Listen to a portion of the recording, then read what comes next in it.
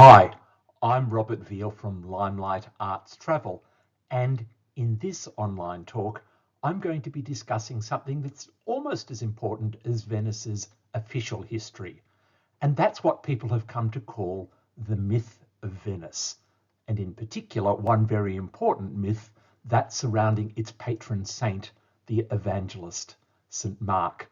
Now, the tendency of the Venetians to create stories about themselves, to tell myths, if you like, is something that's been well noted by historians and other writers. And this term, the myth of Venice, has been around for a while. I'm not the first person to use it. Now, in your mind, you might think, well, history is a truthful or an accurate recording of the past. Mythology are just interesting stories, so I'm not going to really pay so much attention to those.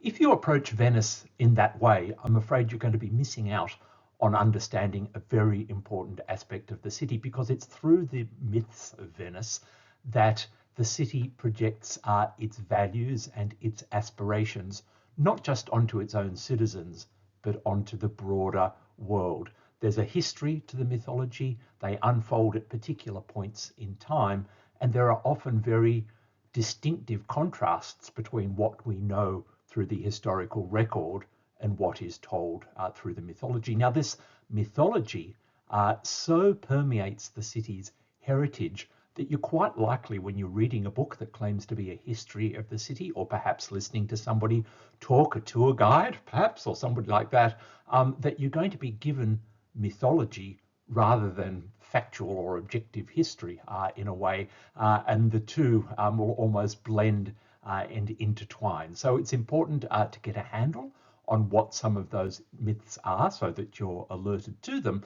But even more important is understanding, well, exactly what the myth tells us about the city. So in other words, a key is to understand or to separate the myth from the history.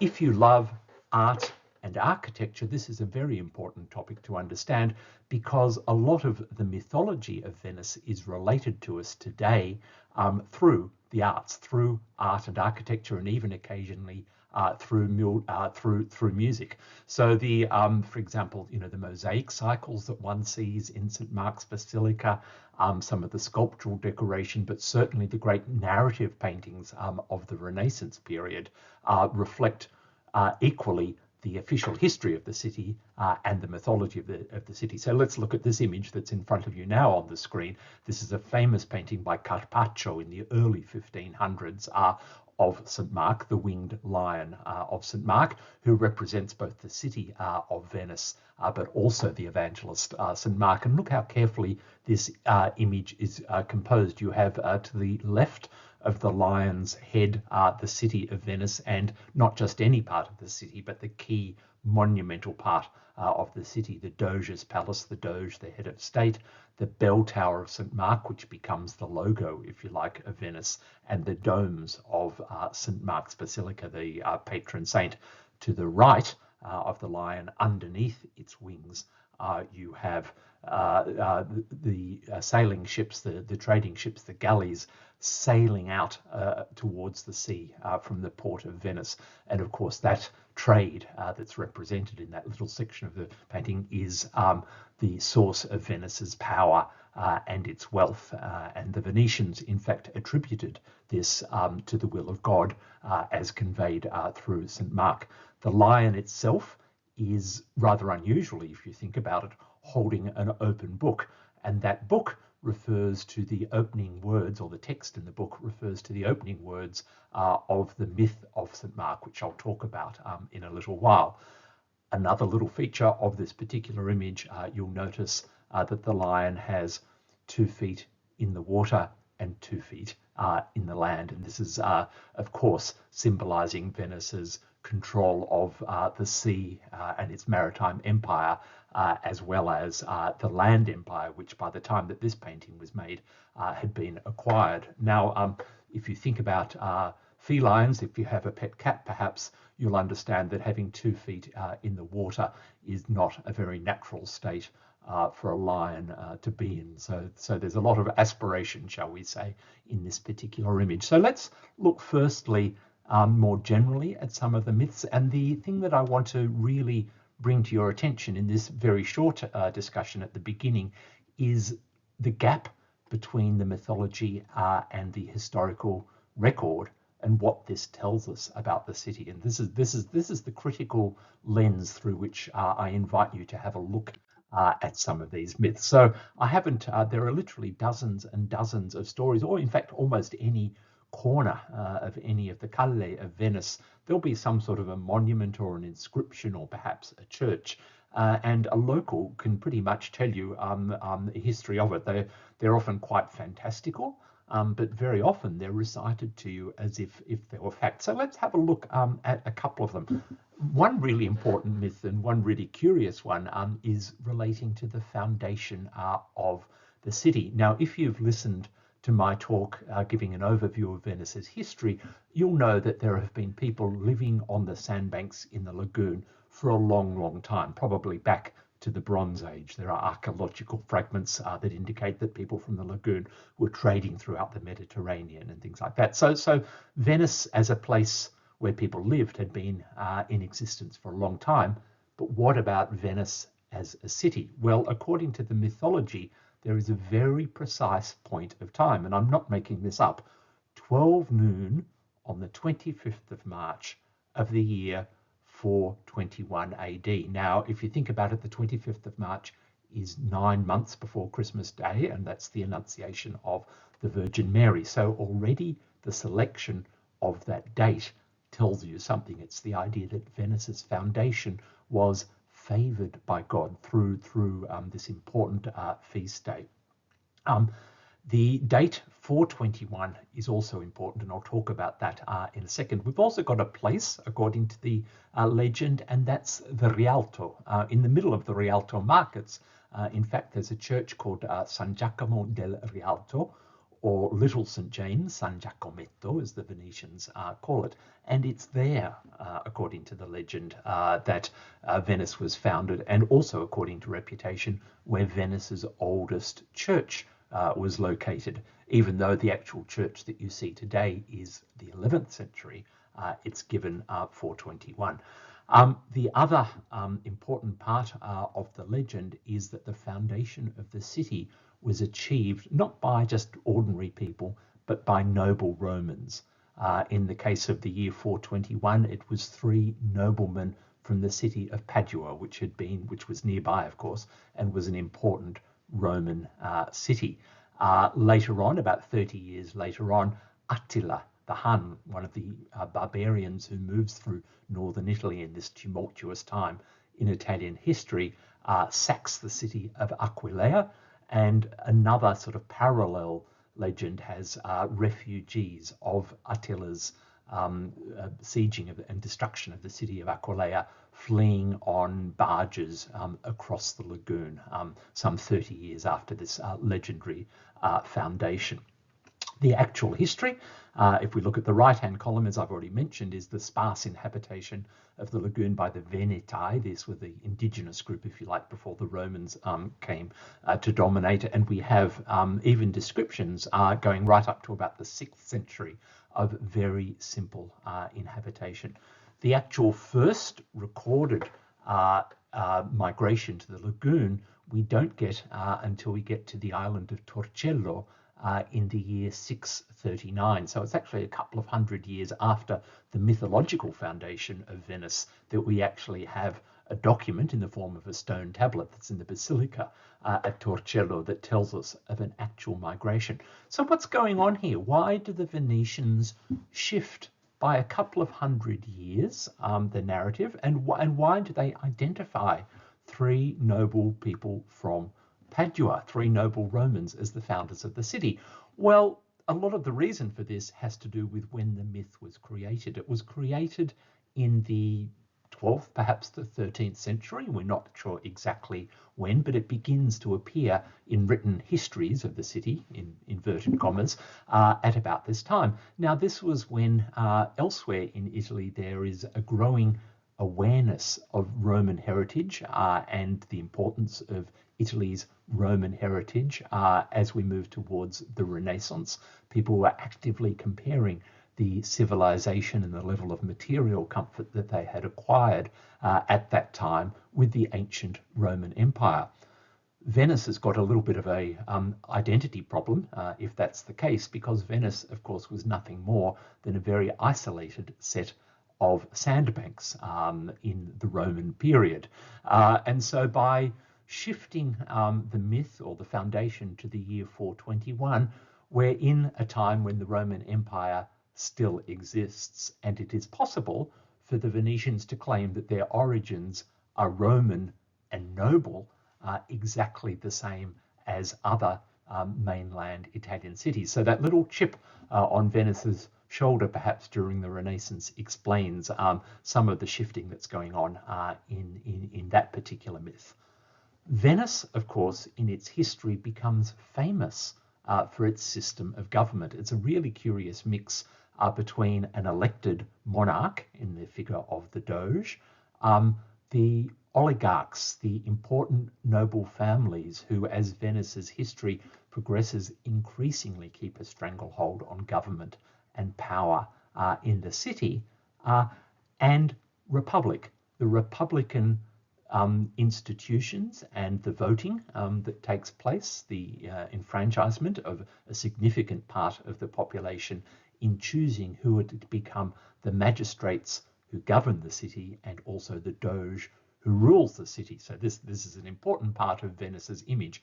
And when the Venetian Republic comes to an end in 1797, many people throughout Europe lament the fall of this republic, which has lasted 1,000 years. So that's an important aspect of Venice later on in its history.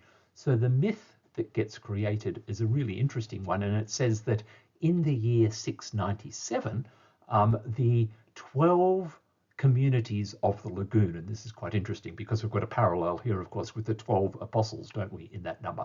The 12 communities of the lagoon gather on the Rivo Alto, which is the high bank, which is today's Rialto area, right in the center of Venice, of course, and they spontaneously elect a representative, a dux, who becomes, of course, the Doge, the elected ruler. So this curious combination of monarchy and republic. This is very important to the Venetians because they want to show from the outset that they have been republic. The idea that anybody, a leader from any of the communities, could become the ultimate leader and the representative. In fact, the history is significantly different from that. And again, if you've looked at the first talk in this series, the history overview, you will have learnt that Venice was a far-flung military district of the Byzantine Empire. It was loyal to the emperor of Byzantium, who ruled from Constantinople. And at the very edge of that empire, and the entire lagoon was governed in the name of the emperor by a dux in that system. So in fact, it was a military province of the Byzantine Empire, and that's where we get the idea of the Doge. And of course, particularly once we get to the 14th and the 15th century, far from being a republic by nature, Venice was increasingly an oligarchy. One had to be a member of the nobility, one had to have one's family name inscribed in the so-called Golden Book. This was the register of the noble families of Venice, and unless you were in that book, you could not occupy one of the important magistracies, the administrative positions who ruled Venice and its trading and military activities. So that myth of the spontaneous election persists right through, and one can read this in histories. It was particularly important in the European Enlightenment, for example, when alternative models of government to the absolute monarch were being suggested, and Venice was held out as an example. So this sort of mythological origin of a spontaneous election is extremely important, but very different from the actual history. Part and parcel of that Republican myth comes something that'll be familiar to Australians, and that's the idea of egalitarianism, that Venetians were more or less all the same. They lived side by side, no distinctions between rich and poor. How could you do that when you had a sandbank on a lagoon in a fairly forlorn part of northeastern Italy? So no distinctions. That you just had the island. It had an embankment. It had a church, a square, a well, and everyone sort of lived and got on quite well. Quite recently, there's been significant archaeological excavations around the lagoon, and they've dug up all sorts of things which show very clearly that far from being a place where there were very few distinctions between rich and poor, there were people who lived very well in masonry houses, who had luxury goods, who kept animals, who rented out their land. So there were landlords and tenants from the very earliest days. In other words, Venice, in its structure, in its social and economic structure, was not very different from many other places in Western Europe at the time. But the Venetians persist in the myth that they were especially egalitarian in their nature. It's a myth as far as we can tell. But the key myth, and the one that I'm really going to focus most of this talk on, concerns the evangelist St. Mark.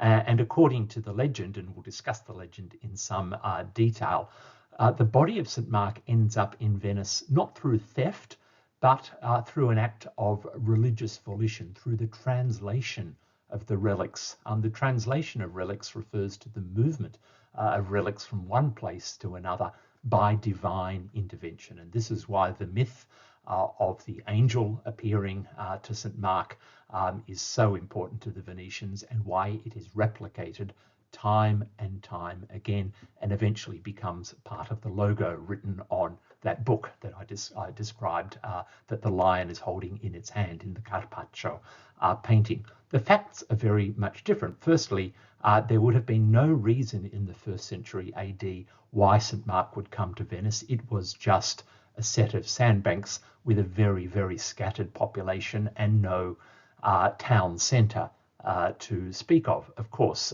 St. Mark, like the other evangelists and the disciples, preached principally in the cities.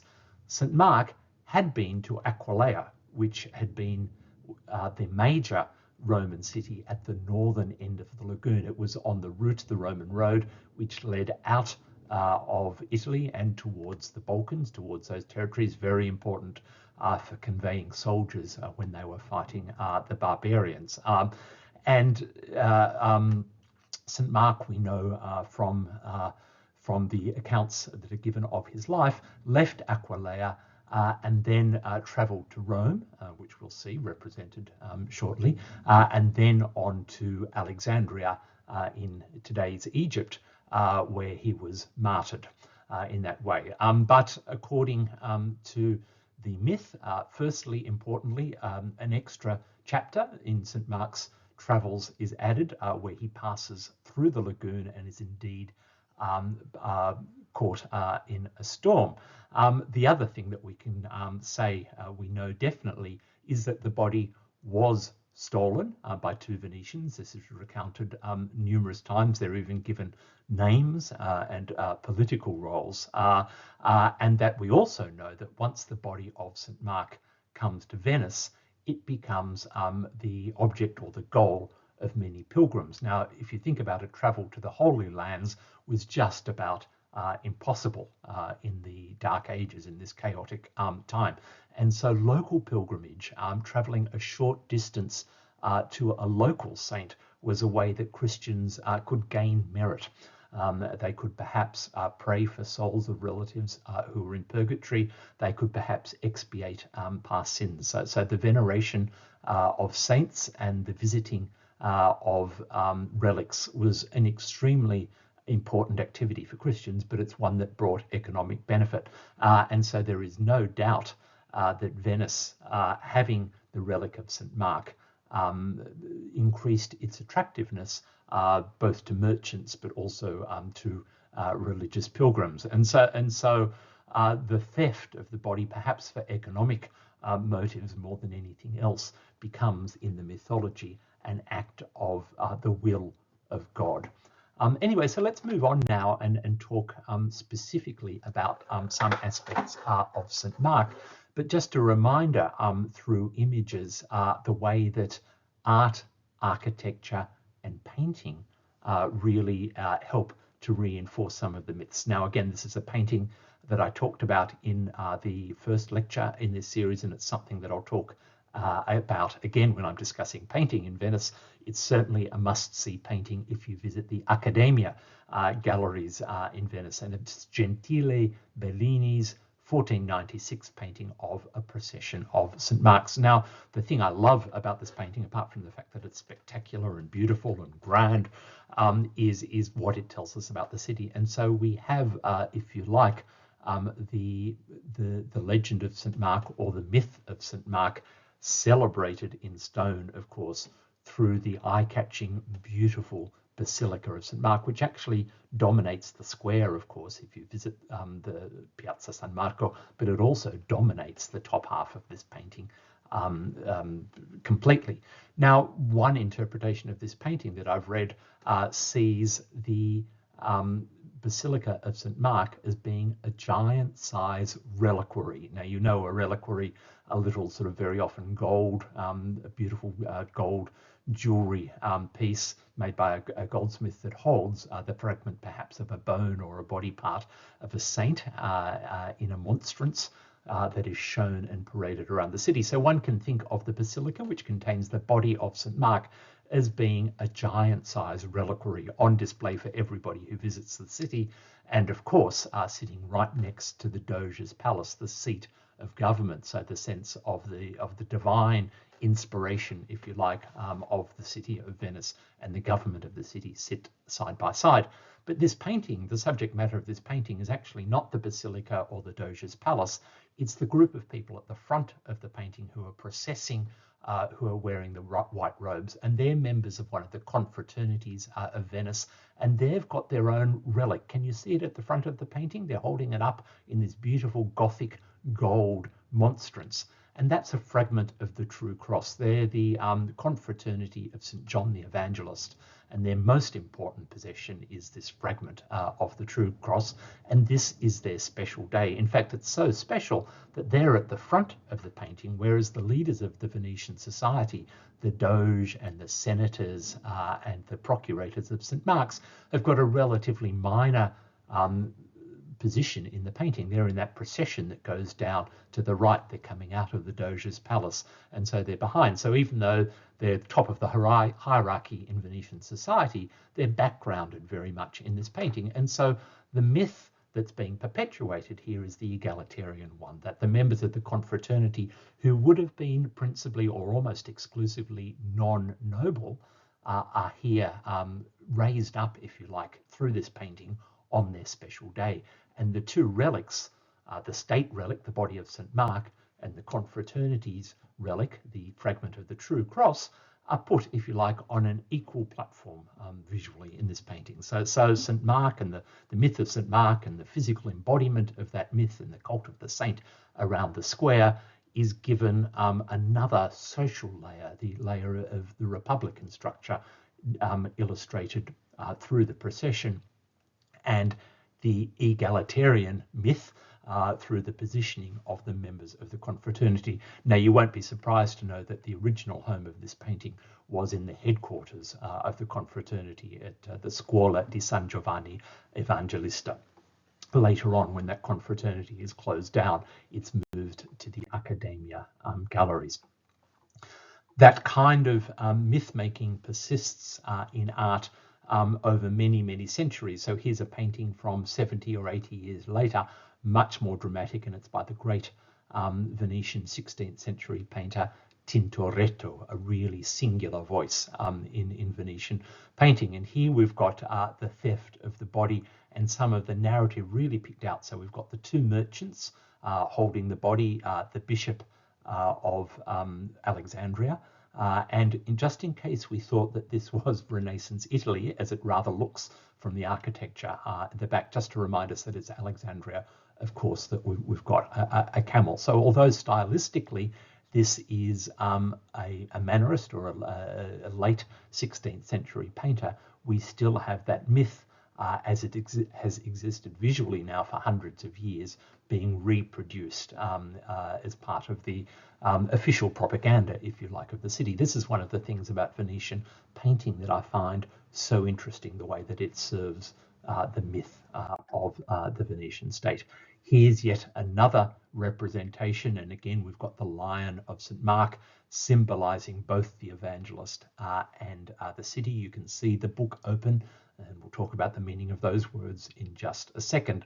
But you don't need, I think, a PhD in fine arts to interpret the meaning of this particular one. So on the left, we have one of the most important doges of Venice, the 15th century doge, Francesco Foscari, who ruled in a key period in Venice's history when the Ottoman Turks took the city of Constantinople, and also when Venice was acquiring a land empire, and he rules for several decades here. And so Bartolomeo Bon, the sculptor, depicts the doge kneeling reverently, just like any other pilgrim or religiously devout person, kneeling before the lion, kneeling before the evangelist.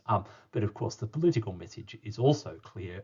We've got the monarch, the elected monarch on the left, but even he is subservient to the state, as represented by the evangelist St. Mark.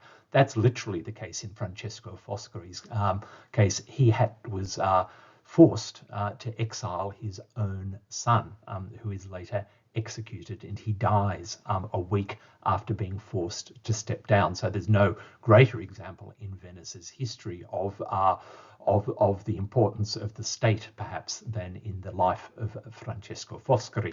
Neither Foscari nor the sculptor Bartolomeo Bon would have known this when the sculpture was made. These tragic events had still not taken place.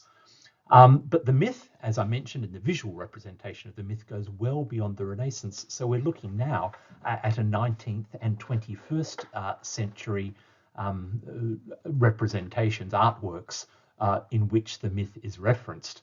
The top one is a really interesting one, painted in 1861, which is a curious date. This is the unification of Italy had begun in 1860, but Venice was not to vote by plebiscite to join the new Italian nation, the new Italian kingdom, until 1866.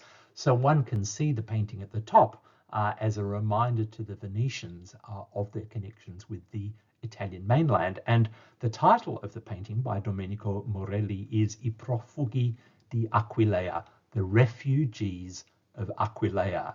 And so this is referencing, Aquileia is a reference to Attila, the Hun, and the year 453 CE, when he sacks the city of Aquileia. And it's something that's repeated during this period of the unification of Italy. It's a subject that's painted that reminds, as I said, the Venetians of their Italian origins. There's even a scene in Verdi's opera Attila, completely superfluous to the drama of the opera, which depicts this moment, which depicts refugees landing on a sandbank, giving thanks to God and St. Mark from the foundation of the city. So in the unification of Italy during this process, which was not always a straightforward process, this mythology is being used for a political purpose. But down the bottom, we've got something even more modern. And this is a display, an artwork from the ever controversial Venice Biennale from 2017. The title of the work is meaningful, Barca Nostra, our ship. What the artist did for this particular display was to arrange the salvage of a ship which had sailed across the Mediterranean, I think in the year 2015, and had sunk, leading to the death of many North Africans who were trying to flee Africa for safer haven in Europe, in Italy, and it sank. Now, one knows in Australia, refugees arriving by boat is a controversial issue. It certainly is in Italy as well, and in Europe, in Italy. So this was a political statement, and it was deemed especially relevant for Venice. The idea of people escaping and arriving by boat is something that resounded, according to the artist, particularly with Venice's own history. So once again, It's the mythology at work, the idea, but with a modern political context. But let's go down back now into history to the year 828, and let's look through a series of mosaics and other images at the nature of that myth. And one thing I'll draw your attention to right away, really curious, if you think about the stories of the saints, the hagiographies of the saints, most of the time they deal with the life of the saint, the preaching, and particularly the martyrdom of the saint. And often the more gruesome the martyrdom, the more memorable. What we get in Venice is not just the life and the martyrdom of St. Mark, but given an equal status in the mythology is the recovery of the body and the translation of the body of St. Mark to Venice. So the two parts are there. So the actual life of the saint, but also then the afterlife of the saint and its particular relevance to Venice. So here's another painting by Tintoretto. This time it's the father and son, Jacopo and Domenico. And it's got all of the elements here of the mythology being brought together. So we have the angel represented there with the wings, with the palm and the olive, inspired by the Holy Spirit, by God, representing the dove. So we can be in no doubt that this is a message from God. We have St. Mark rather dramatically entering onto the scene there in that pink coloured robe, pink and with a green cloth over the top, gesturing back both to the angel but also to the lagoon. The lion, his symbol, the winged lion just behind, in case we're in any doubt as to who this was.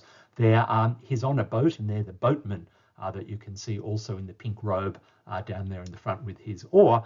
But notice that he is landing on the Venetian lagoon, and we have represented there, rather like a housing estate, three of those very humble dwellings all in a line. They're in the center left of the painting. So if you look carefully at the one in the middle, you'll see just near St. Mark's arm, he's gesturing towards a very domestic scene with a father and a son just on the edge of the jetty at their house. There's all sorts of fishing implements there to complete the domestic scene. There's even a dog just underneath St. Mark's outstretched right hand there. So this idea of humility and the regularity of the houses, suggesting the sort of half on land, half on water habitation of people who lived simply and equally, and then St. Mark bursting onto the scene in this act of divine revelation, if you like.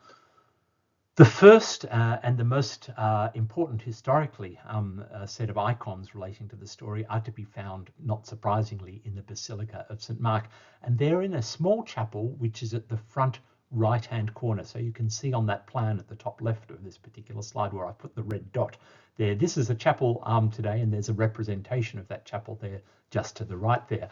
Sadly, ordinary visitors to Venice can't go into that space anymore. That's the Zen chapel. Originally, it was the sea entrance. It's been blocked off for some 500 years, and the bottom left there, you can see what it looks like from the outside today. So you've probably walked past it several times without knowing that inside there's a very important 13th century mosaic cycle of the narrative. And these early mosaics really create the narrative iconography. And so here we have, this is an earlier version, if you like, of the painting that I just showed you. This is the angel who appears in the cloud, and that's St. Mark on the left-hand end of the boat there, and the angel is gesturing towards St. Mark. We've got a couple of really interesting Venetian touches, such as the fact that the boat they're on appears to be a sandalo, which is a traditional Venetian lagoon boat. You still see them around the lagoon.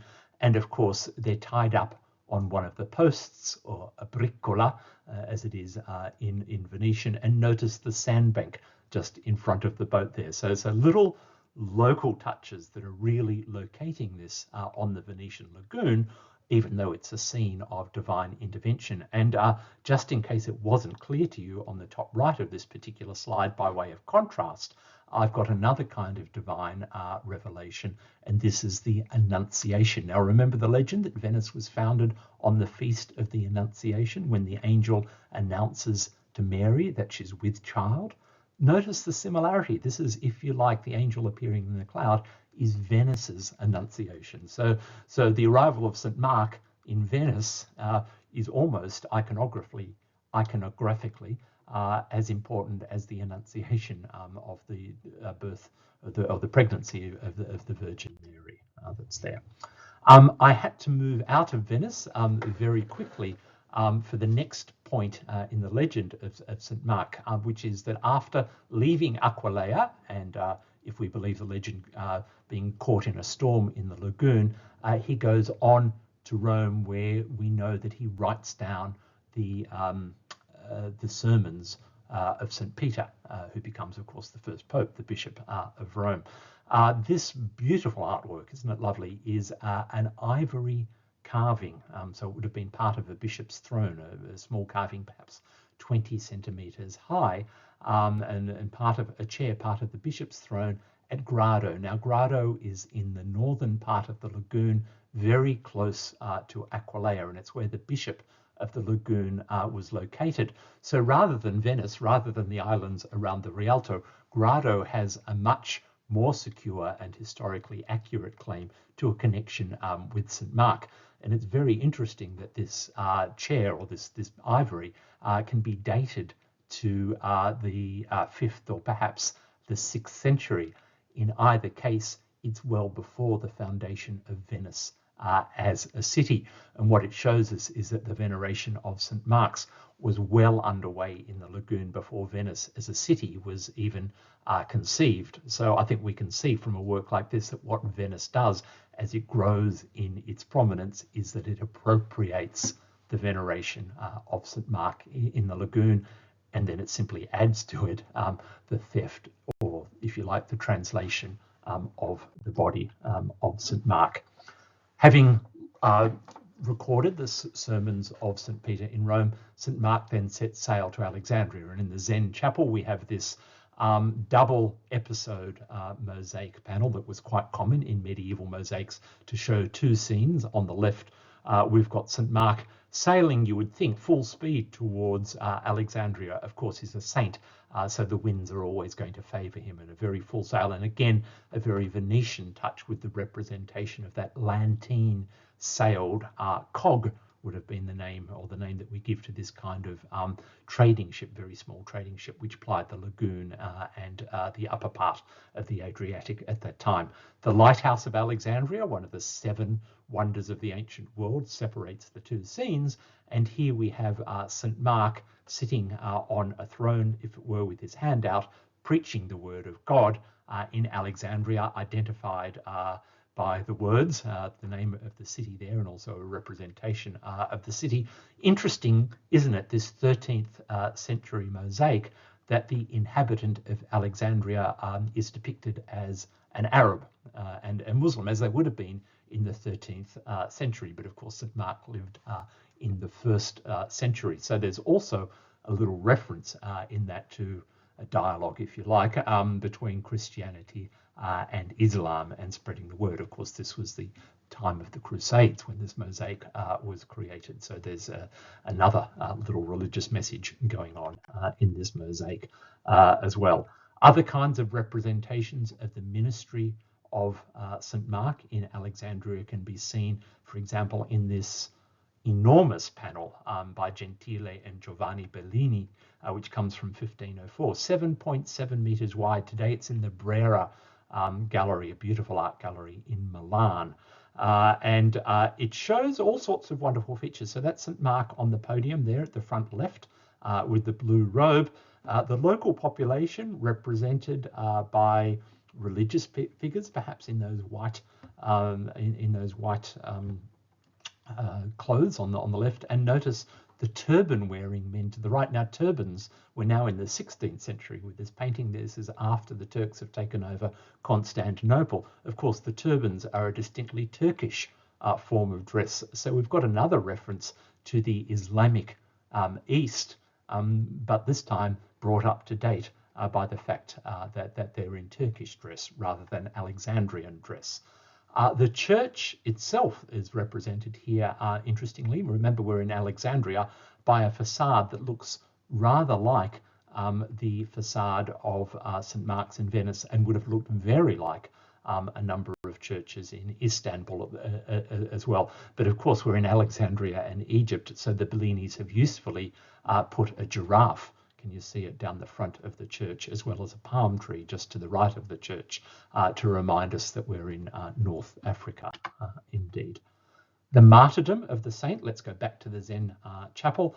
So we can see on the left-hand side St. Mark preaching a mass, represented by the word missa. He is discovered by two Roman soldiers. This is in the year 63, 64 CE, during the persecutions of the Emperor Nero, who we know, of course, to be one of the baddies of Roman history. And so, having been discovered, his martyrdom, which you see on the right, is to be dragged through the streets of Alexandria by ropes. So we've got those two Roman soldiers in Arab dress dragging him through, and he's being beaten there for his Christianity. So the actual death here. So far, the episodes that I've been relating are more or less what we might expect in a typical saint's hagiography. But it's the next part that I find really interesting and very distinctly Venetian. So again, back in the Zen chapel, we have the first episode of the translation, and this is the discovery in the year 828 by Rustico da Torcello, from the island of Torcello, and Bon da Malamocco, which is a small town on the Lido. And they're assisted on the left by Theodore, who is the bishop. So Theodore shows them where the body is. They get the body, and you can see on the right of the panel that they're spiriting the body away, so to speak, inside a basket of goods, which would have been one of the typical baskets that was then loaded onto a ship to trade. And indeed, I just wanted to contrast you over 300 years.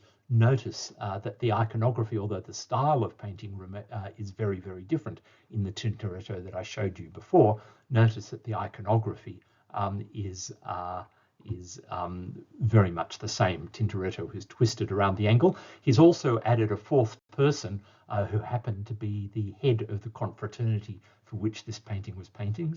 So there's a little bit of recognizing the patron that's going on in Tintoretto's painting, but the iconography is very much the same. For the arrival of St. Mark's in the representation in Venice and the representation in art, I'm going to the exterior now of St. Mark's Basilica. So next time you're walking past there, have a look on these two. We'll start with the one on the right, which is actually a 19th century mosaic, but it's the next point in the story. And this is one of my favorite representations of the legend. It's showing the Muslim port officials, who once again have got Turkish turbans on their head, and here's the basket that we saw in that centuries old mosaic, and there on the left over the basket are our two wily Venetian merchants, Rustico and Bon, and you can see that the Muslim port officials are looking absolutely disgusted with the load. That is because the Venetians, in their cunning, have placed on top of the body of St. Mark, they have placed salted pork. Now, of course, pork is forbidden to Muslims, and so one of them is holding his nose and the other is averting his eyes. And by that ruse, Rustico and Bon managed to spirit away the relic, this most important Christian relic, who then arrives in Venice, having sailed across the Mediterranean one more time. And this beautiful mosaic from the 13th century is the left-hand doorway. And this is a fantastic mosaic for the way it represents, in an ideal way, St. Mark's Basilica. And you'll notice the four bronze horses above the door, so we can definitely identify it as St. Mark's. And it's a great procession. And can you see above the bishop's crooks and underneath Jesus Christ, right in the center of the mosaic, can you see the body of St. Mark being brought back to the basilica? So the legend very much, remember that the angel appears in the cloud to St. Mark and says, "Peace be with you, Mark, my evangelist. Here your body shall lie." Here is not in Aquileia. Here is not in Alexandria. Here is in Venice. So this mosaic, the arrival at the basilica, represents the fulfillment, if you like, of the angel's words, the body lying in St. Mark. There's a curious after story to this. So the current Basilica of St. Mark's that you see today was built some 200 years after the arrival of the saint's relics in the late 900s, and the current basilica not consecrated until the year 1094. Well, at some stage during the rebuilding, believe it or not, the saint's relics were lost, according to a continuation of the legend, but they appeared to the Doge. St. Mark's hand emerged from a column in the basilica and pointed down, and the Doge and the Patriarch were able to relate it. So once again, it's connecting the legend of St. Mark and the translation of St. Mark with the head of the church, the Patriarch, but more importantly, the Doge of Venice, who is represented in this mosaic. You can see the gold domes, and have a look at the one on the right, and underneath you can see the word dux and the Doge in his own space, very clearly represented there, praying at the shrine of St. Mark. So connecting the state one more time, the Doge with St. Mark. And of course, if you visit inside the basilica today, the most important part of the church, the high altar, underneath is the body of St. Mark in the crypt, which is still located there to this day. So that's the narrative as the legend tells it, both the legend of the life and the afterlife of St. Mark. To sort of prick a hole in that particular legend, I'm just going to run through very quickly some of the real politics, some of the actual sort of historical circumstances surrounding this very brave decision, isn't it, to sail across the seas to get the body and to bring it back. It's very, very audacious. Well, one of the things that's significant about it is Venice's growth as a trading city. Now, Venice had been very much the subject state of Byzantium. It had been an outermost province of the Byzantine Empire. Over the centuries, this is in the 6th century, by the time we get to the 9th century, Byzantium is significantly weakened, and Venice has just grown stronger and stronger, first through river trade, but increasingly through ocean trade as well. Now, the Byzantine emperors, the court in Constantinople, explicitly forbade the Venetians from undertaking overseas trade missions. They wanted to keep a monopoly for their own merchants. The trip to Egypt in 828, in which the body is stolen, was in defiance of the emperor's instructions. So Leo V had ordered the Venetians not to undertake any trade missions. The Doge, Giustiniano Partecipazio, had in fact decided to defy. So this is an indication and an assertion of Venetian independence. Within the local politics of the lagoon, I've already mentioned Aquileia and the bishopric which followed after Attila sacks the city, Grado, the nearby town. That was the seat of the bishop of the lagoon, the patriarch of the lagoon. They had a much greater claim, of course, to the relics of St. Mark. But Venice acquiring the relics in 828 is a clear assertion of Venice's emergence as the leading city of the Venetian lagoon. So this is really the origin of Venice, the great city, which it comes to be in the centuries later. Interestingly, if you noticed one of the details in the legend, one of the people, Bon da Malamocco, is identified as a tribuno, or a representative, one of the original councillors, if you like, of the Venetian state. And according to the legend, this same person, Bon da Malamocco, had also some 15 years or 18 years earlier been involved in repudiating the attack of Pepin, the son of Charlemagne. So Venice had remained politically independent thanks to the help of Bon da Malamocco. So there's a linking together of the political status and the military capacity of Venice, which is growing with the theft of the particular saint. Moving to a more abstract sort of level, the movement or the translation of St. Mark from Alexandria in Egypt to Venice is a movement from the east to the west, from the lands which had become part now of controlled by the infidel back to Christian lands. There's a parallel between Jerusalem and Rome in that way, in that the papacy, in asserting its supremacy over all other Christian lands, the Roman supremacy, the Bishop of Rome becoming the Pope, that was also seen as a movement from east, from Jerusalem, to St. Peter and the successors of St. Peter. So the Venetians, in claiming the body of St. Mark, but also the translation, this movement from east to west, are also actually challenging the supremacy of Rome. Now you have to remember, at the time, Rome was a fairly weak place. It was not the great center and the undisputed center of Christianity that we knew it in subsequent centuries. In fact, Rome was a very small place.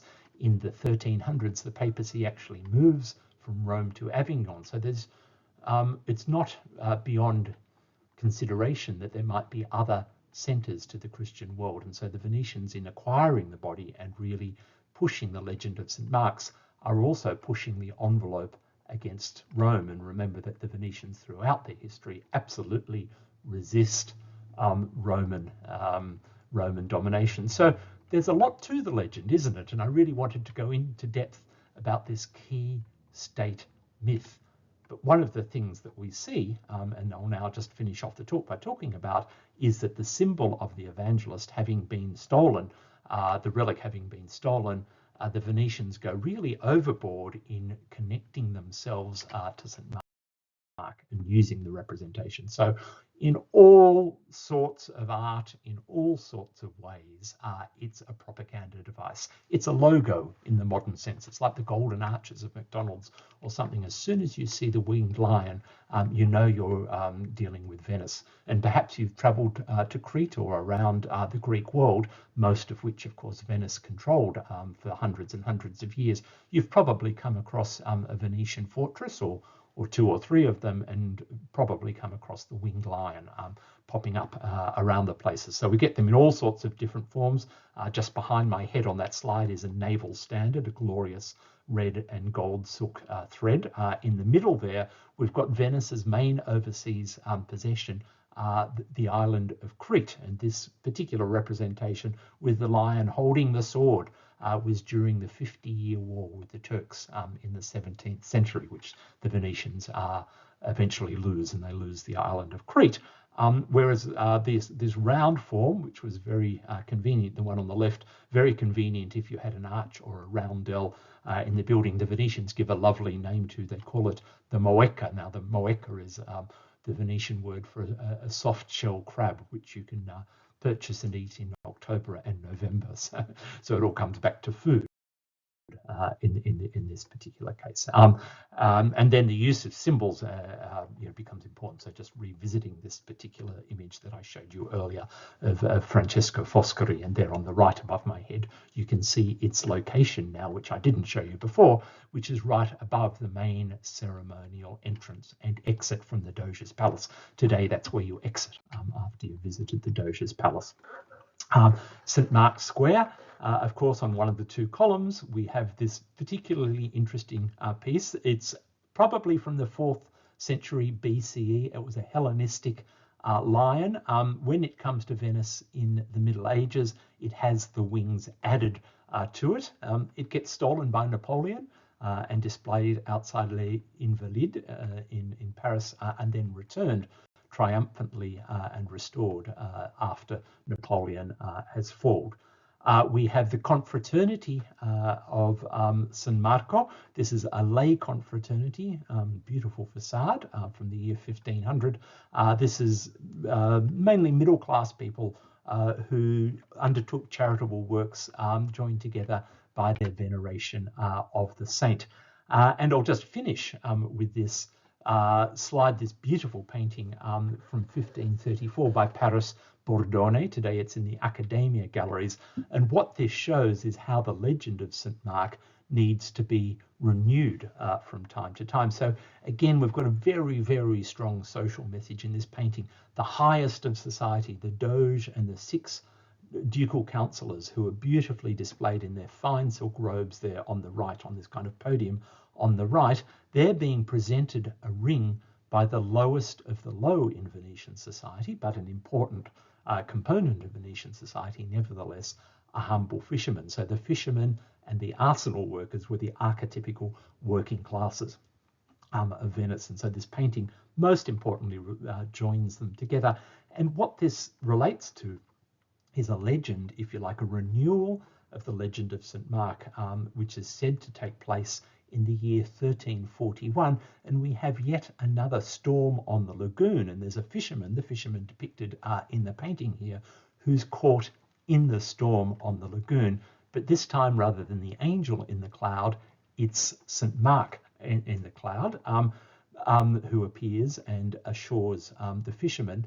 But St. Mark rather updates the story, and this time St. Mark is worried about the lapses in Christianity among the Venetian people, and St. Mark is also concerned about the presence of Jews in Venice. And so the text that you can see there on the left, which I'll read to you, updates the message. And so this is what St. Mark, according to the updating of the legend, says to the fisherman. I am St. Mark, the patron of Venice. I learned tonight that devils assembled in the convention at the Lido in the cemetery of the Jews, which still stands there, by the way. They formed a resolution of exciting a frightful tempest and overthrowing my beloved city. So a Jewish created storm was going to destroy the city.